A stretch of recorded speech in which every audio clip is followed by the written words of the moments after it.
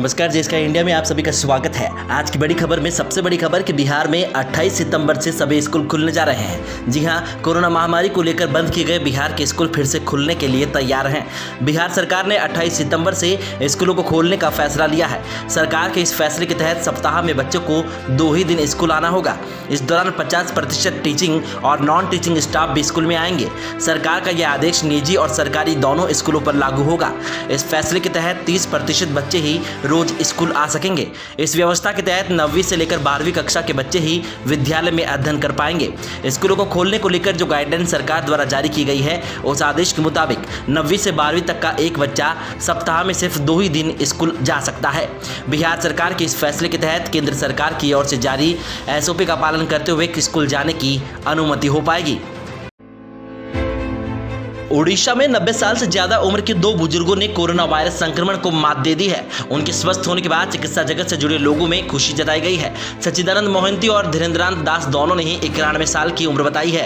इन्हें क्रमशः कटक और भुवनेश्वर के कोविड-19 अस्पताल में इलाज के लिए भर्ती करवाया गया। इन दोनों को संक्रमण की पुष्टि होने के बाद 5 सितंबर को अस्पताल में भर्ती किया गया।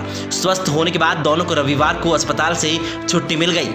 मोहंती केंद्रपाड़ा कस्बे से ताल्लुक रखने वाले प्रसिद्ध वकील हैं। वह हाइपोथायराइड और तंत्रिका तंत्र से जुड़ी बीमारियों से भी पीड़ित थे। संक्रमण की पुष्टि होने पर उन्हें तत्काल अस्पताल के ICU में भेजा गया। उनका इलाज करने वाले एक डॉक्टर ने कहा कि हम उनकी स्थिति को लेकर चिंता में थे, क्योंकि भर्ती होने के 1 दिन बाद उनका ऑक्सीजन स्तर नीचे चला गया। हालांकि उन्हें अब ऑक्सीजन प्रणाली पर रखा गया तो उनकी स्थिति धीरे धीरे सुधरने लगी है।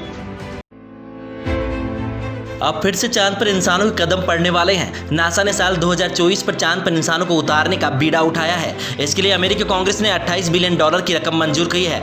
इस रकम में से $16 बिलियन चांद पर उतरने वाले लैंडिंग एयरक्राफ्ट पर खर्च होंगे। अमेरिका में 3 नवंबर को चुनाव है, उससे पहले ही कांग्रेस ने इस प्रोजेक्ट को मंजूरी देने की कोशिश तेज कर दी है। राष्ट्रपति डोनाल्ड ट्रंप ने इस अपनी प्राथमिकता बताते हुए कहा कि वह चांद पर फिर से इंसानों के कदम पड़ते देखकर खुश होंगे।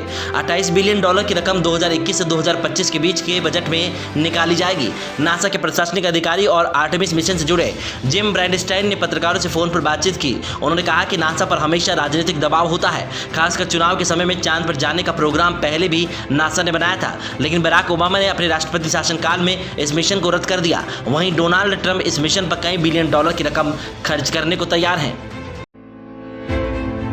हिंद चीन की सेनाओं के बीच छठे दौर की वार्ता के बेनतीजा रहने के उपरांत भारत को इसको लेकर कोई उम्मीद भी नहीं है कि चीनी सैनिक लद्दाख के विवादित क्षेत्रों से पीछे हट पाएंगे। ऐसे में अब LAC पर लंबे समय तक टिके रहने और भयानक सर्दी से बचाव की योजनाएं तैयार की जाने लगी है।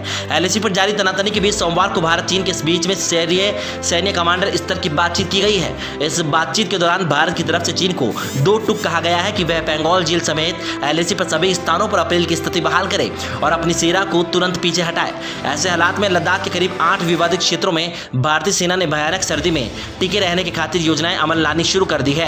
एक सेनाधिकारी के अनुसार चीनी सीमा पर सबसे बड़ा खतरा चीनी सैनिक नहीं बल्कि मौसम है, जिसे बचाव का प्रबंध उनके ठीक उसी प्रकार करना है जिस तरह से सियाचिन हिमखंड पर किया जा रहा है।